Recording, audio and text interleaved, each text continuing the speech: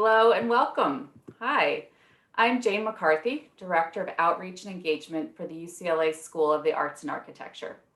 Tonight, we are deeply honored to have with us an incredible group of UCLA Arts alumni who have addressed the challenges and inequities of COVID-19 through advocacy, activism, and community organizing. While their specific approaches may differ, they share a common theme of applying creative thinking to complex problems and an ethos of community service and support. Our conversation tonight will be led by Chrissy Edmonds, the Executive and Artistic Director of the Center for the Art of Performance at UCLA. Kristy herself is a true visionary and sounded the alarm early that this pandemic would have dire repercussions for the arts and culture community. She has been a central collaborator in the National Artist Relief Initiative that to date has provided more than $13.5 million in direct financial assistance to artists since April. During the conversation, please feel free to put thoughts, questions in the chat. The panelists and Kristy will be able to see those, and there'll be time at the end to address all of them. So I'm so pleased now to introduce Kristy Edmunds to lead us in this conversation. Thank you, Jane. Thank you. So thank you all for being out there. And I just want to thank all of you, arts grads, arts alumni for being here as well and sharing some of what you've been working on. We were speaking just briefly earlier that rather than go into the absolute austerity of each of these extraordinary women, I'm going to let them all kind of introduce themselves. Really, I think tonight, to me, it's about how do we work together as, the six of us here in a dialogue that's being shared to talk about how we create conditions, how we utilize our creativity and our artistry to prevent things from just bigger kind of social issues from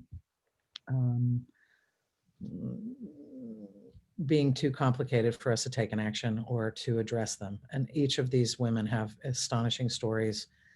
And maybe I'll start out with Neda Ashtari. Neda, do you want to kick us off? Sure, thank you. I am Neda. I'm a third-year medical student and also getting my master's in public policy this year. I'm part of an organization called UAEM, which stands for Universities Allied for Essential Medicines. And we have partnered with the Center for Artistic Activism in a campaign called Free the Vaccine Campaign.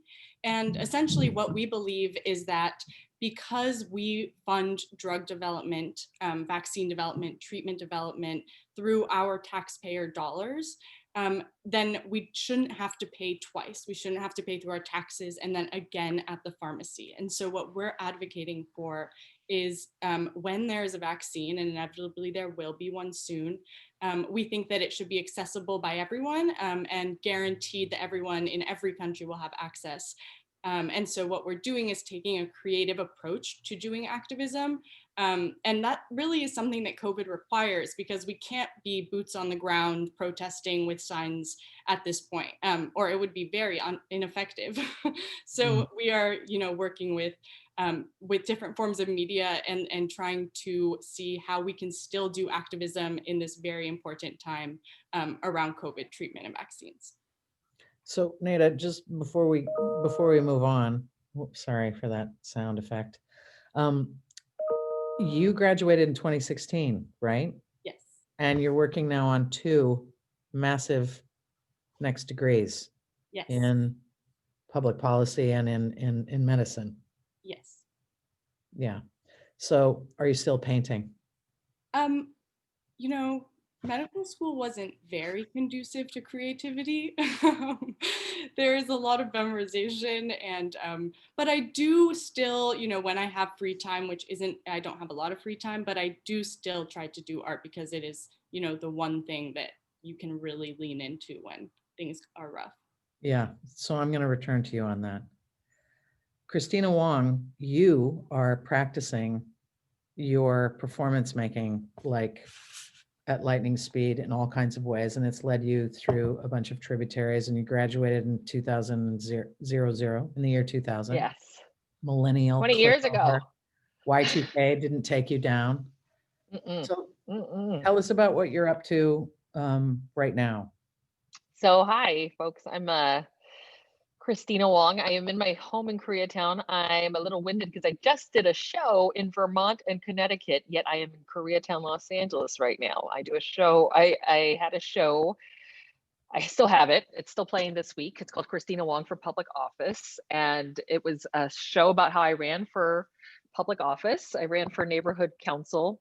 Essentially, I had realized like in 2016, when I was like a wacky performance artist, that I couldn't outdo the spectacle of real life. And that was really concerning. And that I was actually becoming a liability to the things I cared about because I don't think people were able to see satire. It's like satire is so hard to see anymore. It's like, oh, she's clearly serious, or she's clearly why that point of view in politics is wrong and deluded. And I was like, oh my God, you can't, I can't even joke about things that I thought we were all on the same page about. So I was like, if politicians and artists are gonna take my job, I'm going to take theirs. And so I embarked on this journey to run for office with no experience in politics, with a very Googleable past, with a whole history of work, which if you were to run for an office, like you took a still of it and it's just like, why is she dressed like a vagina? Why are her legs wide open with a strap on vagina? Why is she screaming in this photo, right? She looks like a crazy person. So anyway, I wasn't sure if I was actually going to run because I was like, I don't know how this is going to work to run for an office, make a show about it, whatever. But my friend got me really stoned. I woke up on a ballot, ran for neighborhood council, and it's a great show. Hope you catch it. Anyway, so yeah, so at the top of the, so you can see it on this set is all hand sewn. I design and sew my set pieces, which gives it kind of like a nice childlike quality. And at the top of the pandemic, when the whole tour was postponed, and it was like postponed to when? Because at first I thought, okay, it'll be a few weeks. Oh no, this will be the fall. Oh, it might not even be the fall. And now we're looking at maybe the end of next year. I adapted the show to my home, but because I sew, I started sewing masks for frontline workers. I live with a lot of guilt that I'm just, like, it's already bad enough to my mom that I became a performance artist. And, but it's like the most non-essential of careers. And I was like, oh, I know to sew. So I can't save someone like Neda will in a hospital, but I can save Neda by sewing Neda a mask because there's no PPE at the top of the pandemic. So I very naively offered to the world, I will sew you a mask if you're immunocompromised, even though there was like no supplies anywhere. We were like cutting elastic off our bed sheets and stuff. It was like true Robinson Crusoe. Was having nurses message me in the middle of the night saying, I'm scared to go to work. They're telling me to tie a bandana around our face. They're telling us to reuse things. And I was like, that's crazy. And I was like, I would hope that, of course I'm going to step up. I'm not going to walk away from this and just like watch Tiger King on Netflix or something. Like, I'm gonna like step up and help. And I had to create a group to help me, a sewing group, because I was like, I cannot manage all these requests and sew these masks and mail them, which felt like I was risking my life every time I went to the mailbox. Still does. But basically, the group is called Auntie Sewing Squad. I clearly created the group in such a rush I didn't realize their acronym was ASS. We are still sewing. At this point, we're not really sewing for hospitals anymore because the problem at the top of this is there was just no supply chain. Now we're sewing for incarcerated communities, farm workers, indigenous communities, migrants at the border. We do BLM solidarity asks, and now it's extended off into relief work. So we're doing a winter coat drive for folks at Standing Rock who are literally freezing to death right now. And we've done 5 relief vans for the Navajo Nation. My degree was in World Arts and Cultures and English. So this has been like crazy that I've never done relief work before. And I'm watching all these aunties from all over the country kind of come together and pull this off better than FEMA, quite honestly. So yeah. Something I definitely want to come back to as well. Yeah. There's a short little documentary film that will be streaming out, and it'll have its premiere next week, and I'll point people towards it later. But the mobilization of people through the community that you had, and how you as an artist used that to help to flip things into service is pretty remarkable. It feels like I'm the conductor of an orchestra all over the country, and the instruments are sewing machines. Yeah. And the U.S. mail. that's like what this has felt like. Because I don't even know. I have all these new best friends that I don't even know what they look like from here down, or I may never meet them. Yeah. And but we're working in this super generous way. You and the aunties, all volunteers, all connected to each other and figuring out distribution and etc. are also, you have now distributed well over 100,000. Yes. Right? Yeah. Yes. And we've just, I didn't even know what mutual aid was. I'll be honest. Someone was like, oh, you're doing mutual aid. I had to like look up a video what that was. And I was like, oh, because basically it's giving charity without the charity, right? Like without the grant applications. And, we do have to sort of vet to make sure that our masks don't end up in the trash or being resold or given to someone who could have bought them. Sure. But yeah, for the most part, like it's helping a lot of communities that don't, that wouldn't be able to wave us down otherwise because they're working in the fields or they're inside an ICE detention facility. Yeah, thank you. I want to pivot here to Mary Clare Stevens, who also remarkable in every way and working with artists on a particular kind of front line of all of this. And Mary Clare, do you want to say hello and talk a little bit about what you're doing? Yeah, sure. It's my pleasure. And it's amazing to be here with all these amazing women. I'm the executive director of the Mike Kelley Foundation for the Arts. I'm a studio art grad from the 90s. The late 90s. Yeah. I work, our main response to COVID-19 has really been through grant making. Mike Kelley Foundation for the Arts was started by Mike Kelley in 2007 before his death. And it's what we call an artist endowed foundation. And it's a really interesting sector of the philanthropic community that's, beginning to grow. And I think we'll talk about it later, but, bringing a whole different viewpoint to philanthropy, and how to get out there and support others. So we do a grant called the Artist Project Grants. And when everything hit in March, we had already given out those grants and really needed to rethink, immediately. These were for projects and places were closing. And so what we did was make those very flexible and accommodate the organizations and artists and, gave extensions for up to 2 years.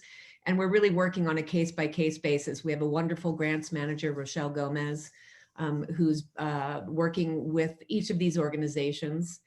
And then what we're doing for 2021, is, and we just actually closed our deadline. So, but we are doing an organizational support grant.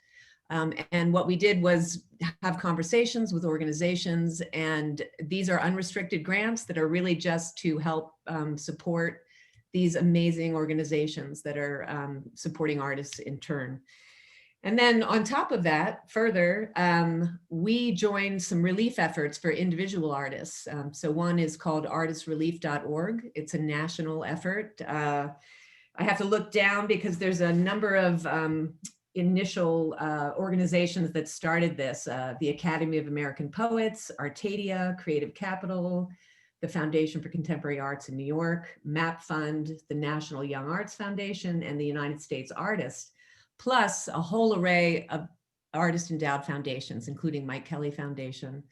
And this is ongoing. You can donate to it. And I believe they've raised over, I want to say it's more than 10 million, if not more. Yeah, it's and they're up to $5,000 grants to artists all over the country. For need-based, and so it's ongoing. So I encourage people to go to their site. And then in addition, we joined a local effort called Relief Fund for LA County Visual Artists that was kind of a collaboration between the California Community Foundation with J. Paul Getty Trust, Mike Kelley Foundation for the Arts, the Sam Francis Foundation, and the Shepherd and Amanda Ferry Foundation. And that distributed, I think, almost 700,000 to LA County-based individual artists in need. Yeah. So, primarily we're responding through grant making, but really trying to be, as Mike Kelley was, very responsive, adaptable, nimble, and not get bogged down, and to try to be able to respond. Yeah, so that's in a nutshell. We're doing some other things, but maybe I'll bring those up later.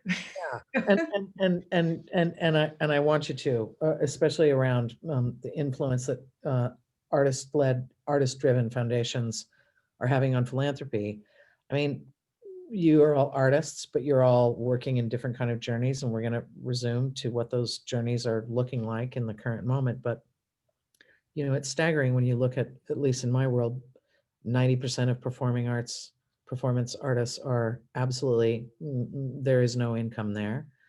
We just, from the national data surveys, up to 12,000 arts organizations that are not-for-profits close their door at the end of the relief of the extension of forgivable loans. They're merging their assets. They're trying to figure out what to do with their computers, their databases, their various things like that. It creates a real pipeline that's going to take us an exceedingly long time to recover from. And the fact that foundations like the Mike Kelley Foundation are able to not hold to how do we engineer outcomes of success, but how do we shift things towards the kind of creative soul of a nation as it lives inside of artists, is a really important thing. And I want us to return to that for sure. Yeah, and I'm so honored to be able to do this work. I just want to say, and with my staff and our board, it's really incredible. These organizations and artists are, in LA and over the country, are just extraordinary. Yeah, we're going to go to one right now that is also coming out of architecture. Gia, do you want to take a shot here? Class of 2014, and also still, right? Yeah. 2021, you're about to finish your PhD in architecture, urban design. Yeah, it's theoretical, yeah. Theoretical, but theoretical is still something. Oh, no, I mean the deadline's theoretical, the timeline's theoretical right now. Fair enough. Okay, no pressure. Thank no you. pressure. Thank you, Kristy. But come on, you're working on these astonishing things with materials and applications. Can you share some of that? Sure, I'm happy to. Thank you for having me, and it's really great to join this cohort. I should say, yes, I'm in architecture now. I did begin in my high school years as an artist. I studied art in my undergrad in a UC system, and then sort of wandered my way into architecture because of a kind of early engagement with social art practice and institutional critique. And I grew up in an institution, which is MoCA. They had a high school internship program. So I spent 2 years of my high school years within a really fantastic education department. So I would say, like, even though I'm an architect now, I'm actually very, let's say, invested and have origins in art practices. I'm actually also the outgoing director of materials and applications. So I'm stepping down in December, and we have a search going. So anyone in the audience who's interested should check out our website and maybe think about applying. Hey, make your pitch right now. Everything. I'm just gonna throw everything at the audience. And yes, so materials and applications is a project space for experimental and critical architecture. We really try to make space for architectural work, projects, ideas that are not driven by client or commercial forces, but really invested in ideas and experimentation and kind of exploring what is the agency of architecture, whether that's in thinking about architecture as a kind of social infrastructure or thinking about architecture as a kind of material-based practice. And we were artist founded. Jenna Didier founded Materials and Applications in the front yard of her Silver Lake home and converted that front yard, which was originally a parking lot, into a kind of pocket park where our first home was. And that was a series of fantastic installations. We're still very installation based. So we're really committed to helping architects realize their work and build form, that they're not just showing their ideas and models and drawings, which are also very important, of course, to process, but thinking about sort of these very tangible experience and let's say program-based ideas of architecture. We took a little bit of a shift, of course, with COVID, where people couldn't really gather under physical conditions of social engagement. And we also started to do a lot of introspective work about what our organization was and how we would embody anti-racism within our institutional work. So it was really important for us to think about, especially in architecture, because I think really only the past few years has architecture realized it's quite racist. Only 2.5% of licensed architects identify as Black. And that's been a double since 3 years ago. So we're really behind. And we've been doing a lot of thinking. We've done a lot of internal conversation, external discussions, and we've been reading about organizational models that we could begin to reinvent ourselves under. And the work of Dean Spade, Solidarity Not Charity, came up as a kind of person-to-person, peer-to-peer network of organizing, thinking about how institutions and individuals can care for one another, whether or not there is a specific crisis. And so that was a sort of force of intellectual force behind the program we initiated, Heat Aid. But the physical climatic force was, of course, the heat wave that hit Los Angeles around August 15th. And it was literally on Sunday, I had a phone call with Sage Roebuck, our program manager, and Aubrey Bauer, who was on our program board. And we were just saying, like, can we just walk around Echo Park and give water out? And we just realized, you know, we actually have an organization, we have organizing skills, and that we could probably mobilize a few people, or a few, at least our audience and our network, to contribute something to alleviating a tiny alleviation of discomfort within at least those few days by distributing water. So we reached out to a few organizations working locally in Echo Park, where we're currently sited, including SELA, which is this neighborhood-based coalition supporting the unhoused. And we asked if they would partner with us to think about how we could both gather and distribute water. And so that was what what originally was Heat Aid, which was kind of like this sense of guilt, as Kristy was bringing up, and also a sense of urgency that people were literally dying on the streets in a major crisis. And we were at home in our, I don't have an AC at home, but relatively cool home. But we also thought it was important to pair our direct action with public programming to address water and shade inequity in Los Angeles. Because of course, like, the crisis we're experiencing isn't just an alleviation of material needs, but it's a systemic issue, right? That the fact that people in Echo Park Lake, that, you know, where they're currently living, don't have access to water next to a major park area because the water was shut down due to COVID regulations, is a systems failure, essentially. And so we decided to initiate a series of public programs. The first one's coming up this Saturday. Again, I'm just gonna keep pitching to you guys. This Saturday, called Why Not Shade? 6 Los Angeles Crime Stories. That's going to bring in 6 different speakers to talk about the ways in which shade has been made illegal in Los Angeles through a number of situational regulations, like building code, the fact that bus stops cannot have, you know, actually street vendors may or may not have shading devices, or the LA River, you cannot really install shading device. So we're trying to think through this as the practice of mutual aid, thinking about what are the harmful systems, how can we model alternative systems of care and enact change. And we're also really still committed to thinking about how this is a kind of cultural and intellectual shift that we need to initiate. So architecture and urban planning adjusts in terms of, like, how do we solve a problem about getting water to people, discovers a very particular reality of shade or the lack thereof, which even that helps increase, and you mobilize to start addressing these kind of particular problems. Is that in any way, shape, or form what you thought you would be doing with your degree? I don't think so, but you know, we work with systems a lot. We just don't intervene in systems that much, right? That's the critical art difference, I think. And Right. That's the case when we come back to you, that thing of, like, when one shifts from understanding systems, addressing systems, navigating systems, and then the shift to intervening.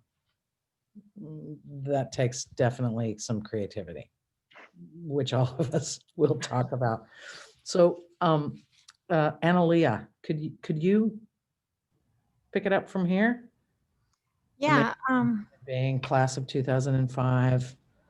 thank you for having me here. And I guess one a nerd, always the nerd. So now the nerd of the alumni, I came up with a presentation. I did my homework, but I want to share with you this project I did with my friend Kurime Badliner, who is professor at SciArc in robotics. And basically what happened, we started, you know, as all of us, you know, we started reading the news, and feeling completely overwhelmed. And of course, I had to, like all of us, close my studio on March 15th and just walk away.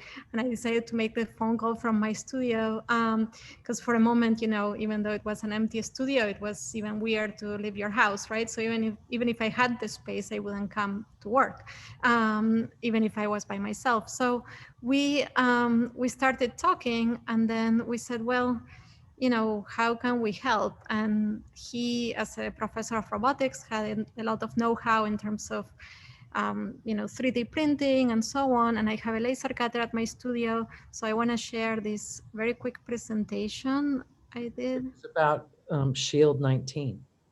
We came up with a name. We called it Shield 19, and very similar to what Christina shared. We had to very quickly come up with a whole set of, skills and just come up with a way of designing a face shield, basically, that we could share with a lot of people. So this is Kurim in his studio, and this is my studio back then when it was all empty. And we, for a while, we were like just talking on the phone and being very afraid of even seeing each other, back then when we didn't know what was safe and what wasn't, like we know today. So we started, calling each other and thinking, hey, like all this news we read about, the lack of PPE. I mean, what can we do about it? I mean, can we just make a face shield and share it with, thousands of people? At the beginning, it was just to make a face shield for my husband, to be honest. He's a doctor in oncology and hematology at Providence in Burbank. So I was like, well, I want to make sure he has a shield to wear. And then we were thinking, okay, is there a way we can, make a face shield for anyone who needs it, not only in LA, but outside LA, and we even send them to Mexico and so on. So this is like very early production, and we were like just on the phone because we were afraid of seeing each other in person. And so it was mainly a conceptual idea on, 3D modeling software. And then he was trying things out in his studio, and I was trying things out in my studio, and we were like taking pictures of each other and be like, okay, like, what do you think of this model? Do you think this will be comfortable? And then I was like, well, I mean, maybe we can improve this, we can improve that. And he was also saying all the things we could improve or not improve. And then at some point, these were like, we had to research all the existing shields at the time and seeing what was doable for us. And this is me in my kitchen. So we were really like just taking photos. But then at some point I said, listen, I think this type of virtual production is not going to work out. So, let's meet in person, which back then, I mean, this was like maybe like the third week of COVID, it was still like such a big deal. So we met in my studio, and then it was much easier to, physically look at the shield and go through all the different details. And then I had a laser cutter in my studio, so we could, cut the different plastics and the different thicknesses. And then here we are in one of the tests. We wanted to make sure, we were like, okay, if we can play basketball with the shield on, it means that, a doctor could wear it in the emergency room, that it's comfortable enough. So this is me trying the shield. I was like, all right, it worked out. And this is outside the studio. And then this is the final product, which we came up with a shield that, this is a very important photo for us because it basically had everything we wanted, which was a shield that could be packed flat. So that meant that we could send many of them at the same time, that we could cut it not with the laser cutter or a 3D printer, but with a die cutting process. So we could cut, hundreds or thousands at a time, and that we could ship it, very quickly, and that it was easy enough so someone could self-assemble it. So that's the shield when it's assembled. And then we had to come up with a set of instructions, and then we could pack it and send it, hundreds at a time, so they could cover like a whole ER department in different hospitals. And then at the beginning, it was really like mainly hospitals. Then we focused mainly on community clinics. And then, once the big hospitals, we saw that they were getting the PPE that they required because, the industry was catching up with them. We focused mainly on, undeserved communities and actually the LA public school district, and then mainly, elderly homes. Sure. So that became the focus. And these are some photos of the people wearing the shields, which of course was the most rewarding part of all. And this is a Navajo community testing site. So it's always very rewarding to get these photos. This is a COVID doctor in Palm Springs. And this is the whole ER unit at Eisenhower Hospital. Just a few photos. I mean, I have many of them. And these are just some of the places where, because I put this together quickly, this list, but some of the places where we send them to. So as you can tell, I mean, it's been a very rewarding project, and I couldn't have done it without the help of, not just Kurime, but also, friends of ours who started, calling the different hospitals and the different community organizations and the different, elderly homes to see, whether they needed the shields. Friends of ours who delivered them, friends who, delivery, packing. I mean, like it was really like a big project. And also a few donations, mainly one by Gemini, which is like almost like a gallery and also production workshop where I do prints. Yeah, and one they of the greatest printmaking studios on planet Earth. Exactly, which, they have worked with Rauschenberg, Jasper Jones, I mean, like almost every artist that, in the art history book. And, they not only they help us financially a little bit, but they also connected us because like Christina said back then, like she couldn't have access to elastic. I couldn't have access to the material that made the shield. And thanks to them, that, had much deeper connections in terms of production. We were able to get all the material to produce the first, the first 500 shields, we got the material, but then with their help, we were able to produce 10,000 shields. And then to date, we have shipped 15,000. Yeah, you're talking about the ancient history of last March. Yeah, Right? exactly. It's like way back then, way back in the day, which, in one way or another, each of you have. But when you think of the staggering amount of how do I learn tools that I don't normally work with in an interdependent way with possibly a network of people that might be able to help me, because I'm in a singular pursuit of wanting to offer something to the cultural commons that seems that is being left behind. And so I guess in a way, I mean, and I'm sure that the audience is experiencing it to a certain degree as well, but it's my question, I suppose, that I think is useful for us to mull over together and talk about together is that we have all, in one way or another, lived through a particular time period in which we're supposed to constantly prove a successful outcome. And sometimes the proof of pursuing a successful outcome in our field, our profession, our identities, all of these different kinds of things, decides through someone's personal choice to give way to common care and the application of one's creativity in service to our interdependent world in a different way. So my question to all of you as artists, makers, thinkers, scholars is really, can you talk a little bit about the fact, or not the fact, I'm leading you, sorry. Can you talk a little bit about the fact that as artists, you made choices that brought you towards accelerated learning with tools you hadn't utilized before in a highly changed circumstance, and what enabled you to move that forward, as opposed to deciding that a success outcome for your career path would trump the gesture of what you might be able to solve. You see what I mean? It takes something that you're pulling from inside of yourselves to make choices that are not about the monumental portfolio, that are not about the outcome success. I want to jump in with this. Jump in, Christina. Yeah, it was so crazy because at the top of this, people were so moved by me sewing masks. They were sending me so much money, but I was like, money can't fix this.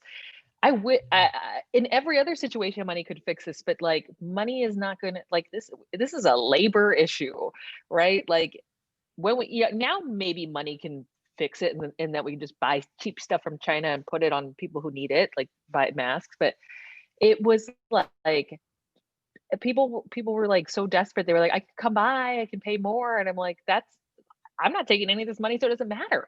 So like to me, this is not about me getting a bigger donation from you or you, like, you need to just sit and cut fabric. Like all these like handsy skills that have been like worked out of us because we moved manufacturing somewhere else.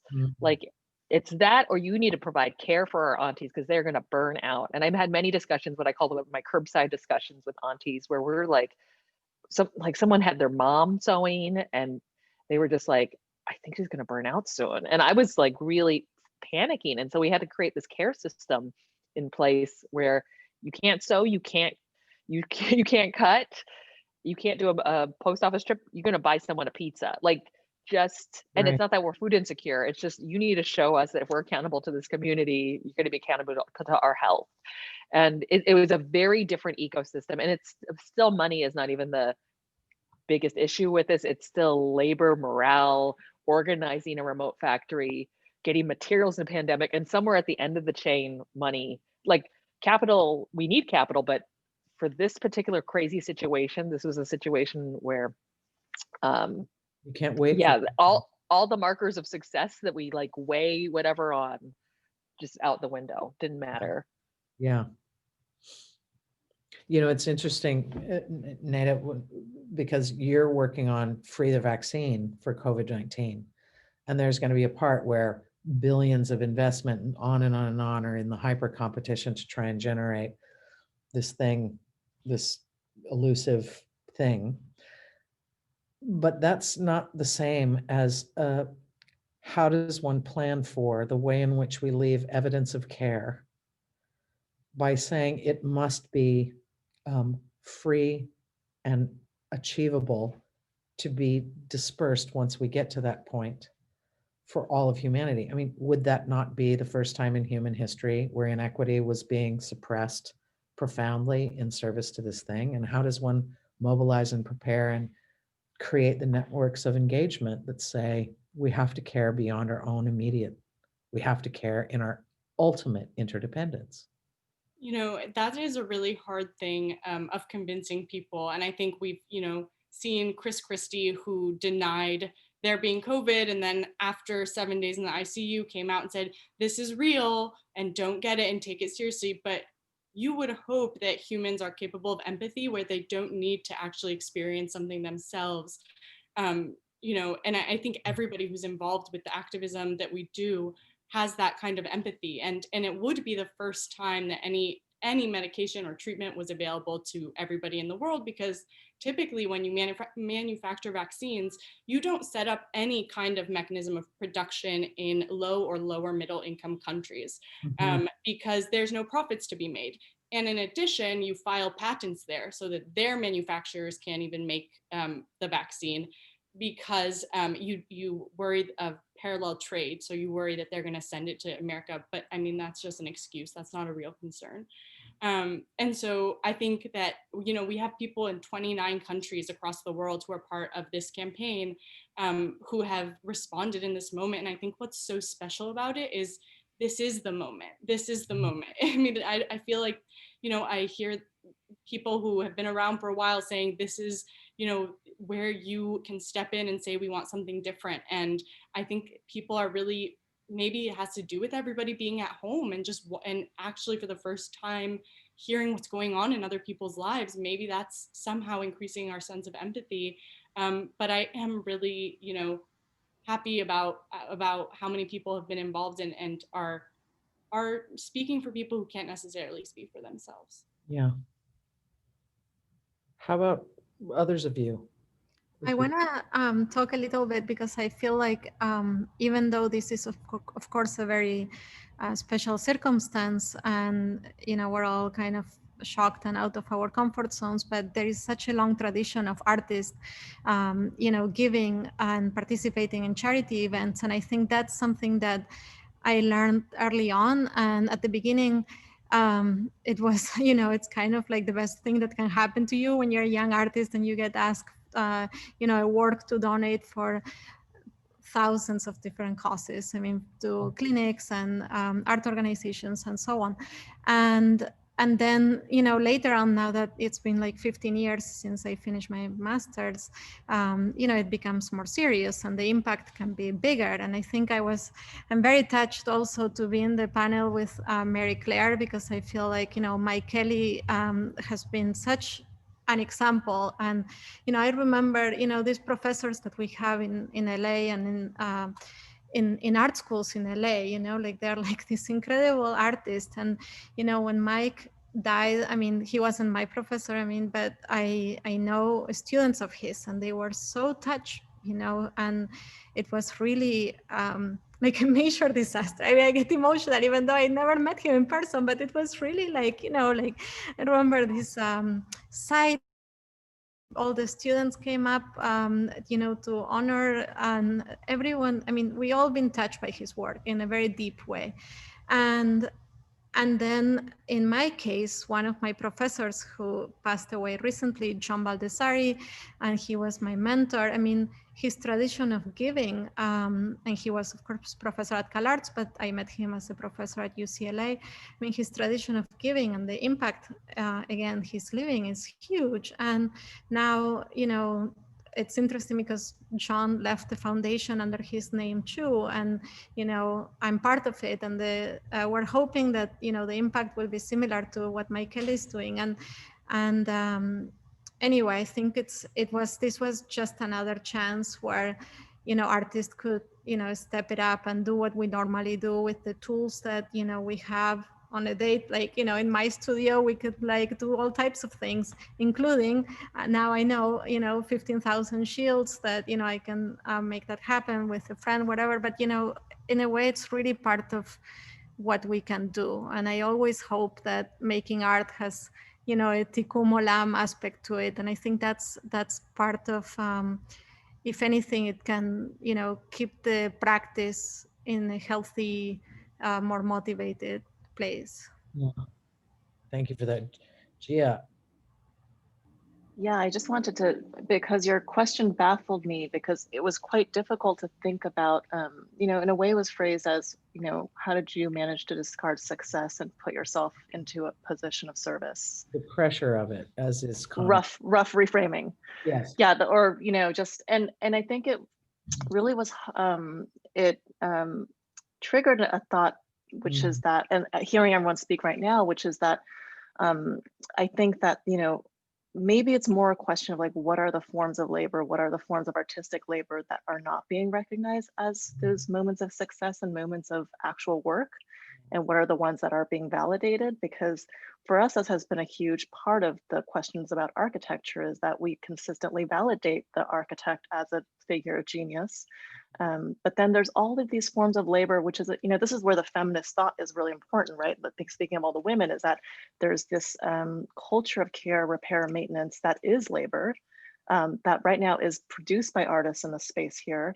And that's just as critical, and evidently more critical than ever, but isn't finding reward or recognition, or let's say financial, it really, so something else, I hate to bring this up for artists because it's kind of sucks, but one thing I found fascinating about my time at Materials and Applications, thinking about how we capture the value of our organization through the nonprofit ledger, which is of course capturing in-kind services, donations, and goods, and so on and so forth, right? Just recognizing what's given to us. We can account for architectural labor, free labor, production, professional services. We can't account for artistic labor. Artistic labor isn't considered a profession, therefore isn't counted in kind. I mean, I don't know, Mary Claire, you might have more insight, but as far as I knew with our accountants who were consulting us, if an artist donated time to us, we couldn't count that as part of our accounting, whereas when an architect does labor, you could. And so there's this even though it's the same labor, which is the installation project. So there's this clear division of recognition of what artistic labor is and isn't. And I think that's sort of something that needs to be said, is that I think this constant distinction of it as something very immaterial, as like creativity, rather than actually, we're all producers, right? Christina's a producer, like Mary Claire's a producer, Neda's a producer. We're all organizers in some way. And that's a very clear form of work that's happening. Yeah. And Analia, sorry, I didn't mean to. Yeah. And vitally so. I mean, in my profession as a curator, as an artistic director, working in performance and visual practice and all the collaborations and things like that, there is a continuous both pressure and expectation that I will explain to the uninitiated the role and value of an artist in society. And that means, in their minds, anything from an abstract painting to a building design that they don't like looking at, to some kind of sublime dance project that they can't recreate with their own bodies, and therefore it's only useful in the moment that it's existing inside of them. I mean, the list goes on. And I wrote an op-ed piece recently for KCET, and it was really to say, it's not going to be our painting or our choreography or our piece of theater or our schematic designs for a park, or it's the collective way in which we offer thinking that moves towards useful purpose. It's the process of asking to be at a table so we don't keep snapping back to the grid of perpetual dysfunction, nor required to stay in the lane of make a painting if that's what you're trained to do. But don't come on all over here and try and, fix some shade or do some water delivery or what's up with the shields, or it's artists will proceed in creative manifestations and a duty of care inside of our practices, manifest inside of society and culture, particularly when it comes to women, as we're all, that says, how do I uphold and support and tend to not that which makes me have more financial agency, but accelerates the way in which our interdependence is made visible. And I won't stop when there's a line. I'll expand that fence line of what's familiar so that we have more to work with. And that's not the kind of thing that is outcome oriented. It's intuitive, and it's the use of one's entire self towards saying, I'm going this way right now because I can, I think, as opposed to, I'm going this way right now because it's going to help manifest a greater degree of access to capital later for me to exploit, which is often a perception that people have of artists as well. Okay, I was not supposed to talk that long, but I just did. So, apologies to that. There's some questions now that are going on in the chat or comments. And, one of them is, and I'm paraphrasing, but as the COVID horizon timeline for what we may return to expands and will continue to expand for quite some time. How do you proceed without losing motivation, or how do you proceed, with uncertainty? How do you carry uncertainty so that you? I'll jump. Great. I feel so much of doing. I did the work, not necessarily trying to form a community. Right. It was just like, I thought it was a 3-week stopgap. We'd make masks, we'd cover. And I remember talking to other mask groups, and they're like, we think we're going to sew until December. I'm like, F that. I'm tapping out in August, May, or whatever crazy thing I had said. And now we're actually the longest running group. And but I find right now what's really interesting about the group is that we never intended for mask making to be so political. We didn't, when that's not our doing, right?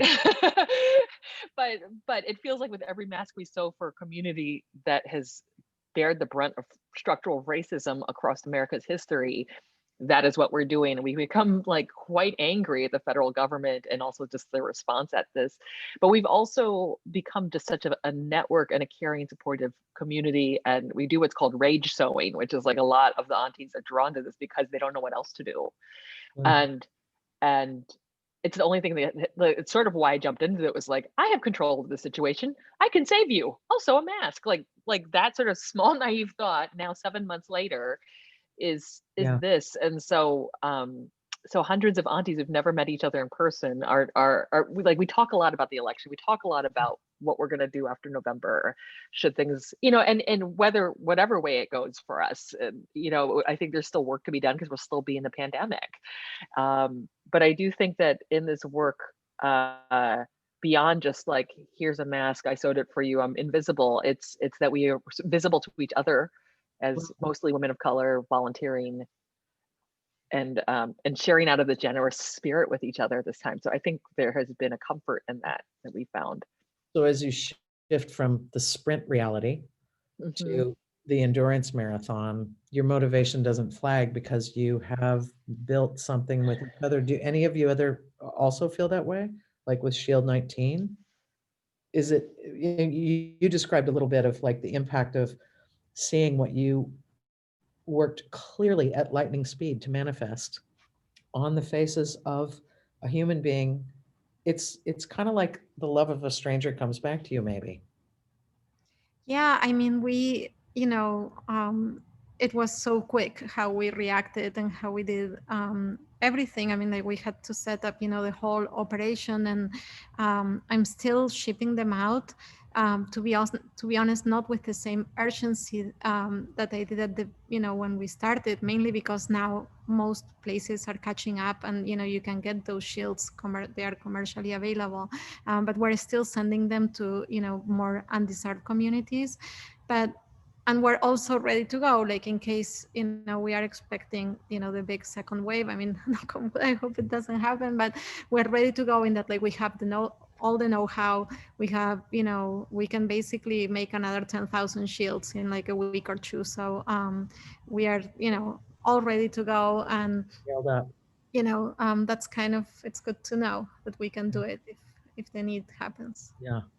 To any of you in your work, and I mean, this is interesting, Gia, in a way, and Neda as well, as things are evolving.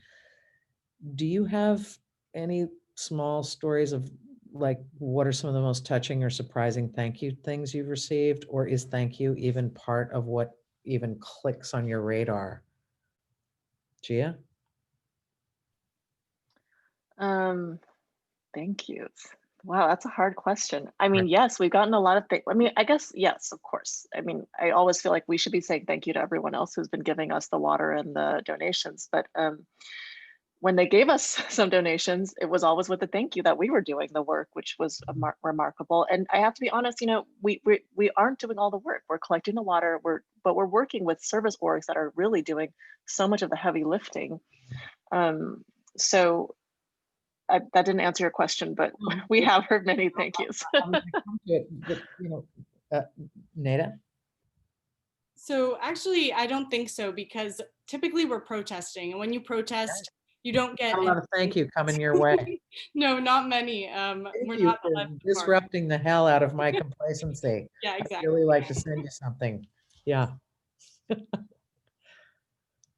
But I think, sorry, I want to go back to what Analia and somebody was asking, how do you proceed, right? Like, how do you keep going? And I think it's just really important to remember, like in a crisis, yes, we are distributing material goods and trying to change material, like trying to make a material change, right? In terms of people's comfort or access to resources. But I just want to emphasize like what isn't seen. So everyone's also built a form of infrastructure for how to redo it if we needed to. So as Analia was saying, that, she could just like start up again if she needed to. And I think similarly, we have in place like enough people, enough awareness, and enough structures that if we needed to like reactivate for a heat wave, those are all part of the work that's been done as well. Fantastic. Yeah, I was just going to chime in and just say in general, with this idea of uncertainty, I do think that, I mean, from my point of view, visual artists are particularly equipped to deal with, how shall I say it, holding that uncertainty and moving within it, you know, and really, I think being able to pause and observe and respond. And I think and finding a way forward, you know, I do feel that my time at UCLA and my experience as a visual artist has always been about finding new ways to see something, you know, if you get stuck or if you, you know, pulling back. I'm speaking fairly abstractly, but I think you can really apply this because we're all makers, you know, and it's this beautiful balance, I think, between a nimbleness and a willingness and a generosity of spirit, you know, and moving through the world and then being able to take action, but also being able to, you know, step back and take a look, you know, does this need to be done another way, you know? But I've been really moved by everyone's actions here today. Just, it's really, really beautiful. It's staggering. I mean, it's so inspiring and it's so uplifting. And for me, who often stands in a particular kind of like, oh, I don't know that jazz musician, or I don't know this, so why would I come? And you know, it's how the way in which artists, of which all of you are, and you know, intuitive beings and people who recognize with both humility and the contribution of your extraordinary intelligences, ways of saying like how to proceed. Here's a situation, how to proceed. And part of the practice is to do it on a page or model it in a studio or figure it out on a stage. And part of it is in service to the big meta question of, yeah, humanity, where to from here? How to proceed? And in what way? And the difference of big systems often is that they'll stop. We don't know. So we'll huddle together and 9,000 of us will try and thread a needle so that nobody's blamed for never getting it through the eye. And yet an artist will say, this is a moment in which this is how the needle has to be thread, and I will proceed. And in doing so, you transfer knowledge, aspiration, hopeful possibility, and possibly also the creative ideation of others to say, yes, I need to be on that front line, or yes, I see her, I recognize her, so I too will advocate for a universal vaccine. You know, it's the way in which one can dream a culture forward instead of being burdened by how a culture is fixed. And I'm not sure you learned that in school, but I'm so grateful that you all are part of this Bruin history and heritage, because it's always the great students who make the university extraordinary. It's not the university unto itself, it's a collective constant potential of how we come together and transfer knowledge and invent new things and find our way into the future. And find our way into the past and manifest another point of integrity on that sight line. And we're at exactly the hour. And Christina Wong for public office is in there, various other things. I had to do a plug, but we have a winter coat drive. So Yeah. if you got nothing out of this, bring me your winter coat. If you want to pop anything into the chat, and I don't know if they're just going to click the Zoom off in a second, but if you want to shout out to a professor that meant something to you, or a moment, or a sculpture on campus or something, please feel free, or pop it in the chat. Otherwise, I just want to thank all of you, truly. How we dream a culture to move forward by not snapping back to the grid of what we already know, but to keep trying things that we don't yet know in service to one another, is really the work of artists and artistic spirits, and clearly women, and diverse women at that. Thank you. Thank you. Thank you. Thank you, everyone. Hey. Thanks, Jane. Thank you, everybody, Don't go away, I'm for gonna being answer. here. Oh. Thank you to everyone who attended, and thank you so much to Kristy and to all of our panelists. This was a really moving and inspiring conversation. And I encourage you to follow all of these organizations on Instagram, on their website, sign up for their newsletters. and see how you can be involved as well with all of their efforts. So thank you again to everybody. Vote. And Vote, vote, vote, vote, get out there and vote. And then support your arts world. Thank you all so much.